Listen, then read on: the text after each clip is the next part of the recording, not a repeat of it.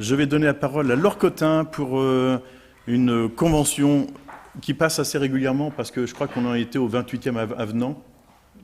Et donc la convention avec Solia Yvelines, anciennement Pacte Yvelines. Merci Monsieur le maire. Chers collègues, pour entreprendre une action en faveur de l'amélioration de l'habitat, la commune a signé effectivement depuis 1984 une convention avec l'association Solia Yvelines Essonne. Cette association qui œuvre depuis 90 ans a entre autres comme mission d'informer, de conseiller et d'apporter une assistance administrative, financière et technique auprès des propriétaires et des locataires de la commune pouvant bénéficier des aides versées par les organismes publics ou sociaux. Soumises à conditions de ressources, les aides apportées par Solia peuvent concerner l'amélioration d'un logement en faisant des travaux, l'adaptation pour un maintien à domicile, la maîtrise des charges de fluides ou d'énergie, l'amélioration de l'efficacité énergétique ou encore la réhabilitation d'un logement dégradé.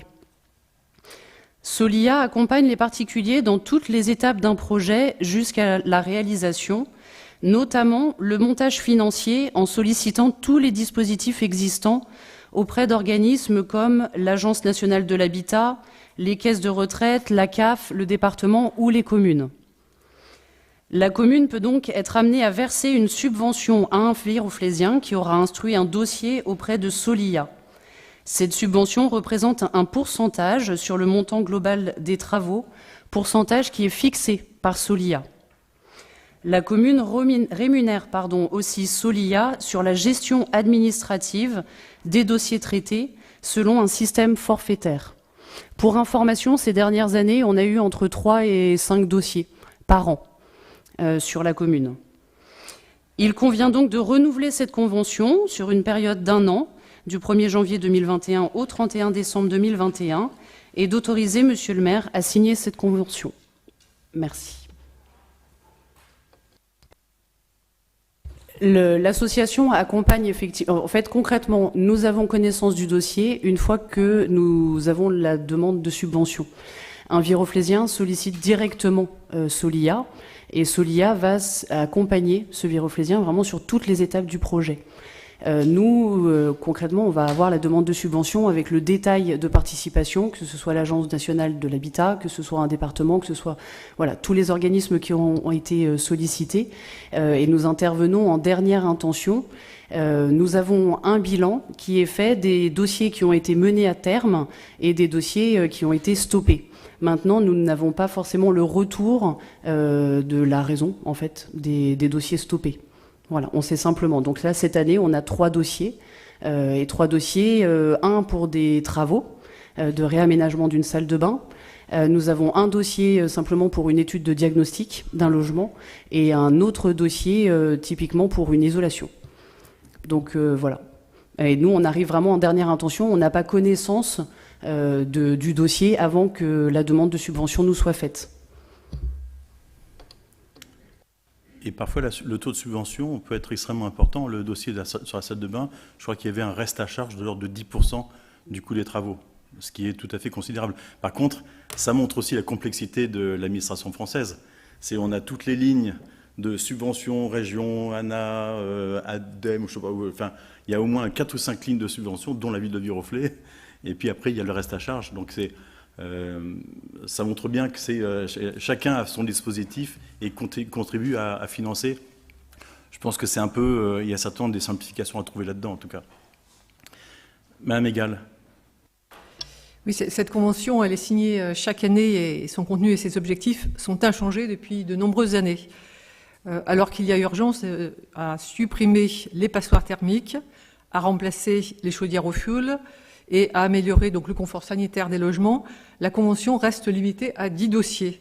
Et cet objectif n'est jamais atteint, vous venez donc de le rappeler. En 2017, de mémoire, on avait au final traité 3 dossiers. Donc on aurait bien aimé avoir le bilan 2019 et 2020, mais vous l'avez globalement, vous y avez répondu. Donc ça représente un très faible montant au final pour la ville de Viroflay. En septembre, nous avons eu un rapport de l'activité de VGP. Ce rapport montrait une implication négligeable sur la transition énergétique. Pour rappel, 140 000 € sur 5 ans, répartis entre 18 communes, ça fait 1 500 € par commune et par an, donc une goutte d'eau. On constate que ni la commune, ni VGP ne se mobilisent sur l'amélioration de l'habitat. Faut-il que l'État impose un calendrier de résorption des passoires énergétiques ou que les préfets donc, instituent un permis de louer pour que les villes prennent le sujet à bras-le-corps? Cette convention devrait être revue à la hausse et être soutenue par une volonté d'action. Donc ma question, notre question, c'est que comptez-vous entreprendre donc pour promouvoir ce dispositif auprès des Viroflésiens? Ce dispositif fait l'objet pratiquement chaque année. Ça va être le cas dans le numéro de février prochain d'un article dans le magazine pour justement porter à la connaissance de l'ensemble des Viroflésiens, en tout cas ceux qui lisent le magazine, ce dispositif. Donc après, on a aussi via le CCAS la possibilité, le CCAS est parfaitement au courant de ce dispositif et donc lorsque une situation peut arriver, peut orienter les personnes vers Solia pour solliciter les subventions en question. Donc là-dessus, il n'y a aucun problème. Par contre, je veux vous dire une chose, c'est que il y a une... Vous dites VGP, la commune. Moi, je dis l'État. L'État nous tanne sur le fait qu'il faut absolument supprimer les passoires thermiques, mais il faut aussi y mettre les moyens. Alors, dans le cadre du plan de relance, il y a effectivement un volet avec plusieurs milliards d'euros qui sont prévus pour la rénovation thermique des bâtiments publics, mais peut-être aussi des bâtiments privés. Sauf que l'État est fluctuant dans ces... je dis l'État parce que c'est transgouvernement, grosso modo. Et donc l'État est fluctuant dans ces différents dispositifs parce qu'il y a parfois des dispositifs qui l'arrêtent. La question du remplacement des fenêtres, à un moment donné, donc les réductions d'impôts ont disparu. Or, en fait, c'est quand même ce genre de choses qui est un élément aussi très incitatif pour les habitants et ceux qui ont besoin de le faire. Alors ça peut avoir un effet parfois inflationniste sur les coûts en fait, des travaux, mais je ne vois pas comment l'État peut impulser une politique sans y mettre des moyens lui-même, des moyens importants et pas se reporter sans arrêt sur les collectivités locales qui ont beaucoup d'autres choses à financer par ailleurs. Je peux vous le dire déjà leurs propres bâtiments. Donc voilà, et le Versailles Grand Parc, je vous rappelle aussi, a conclu une convention avec une association qui se trouve à Saint-Quentin et qui fait des permanences pour accueillir les habitants. Des communications ont déjà été faites là-dessus pour les aider à travailler sur la rénovation énergétique de leurs bâtiments.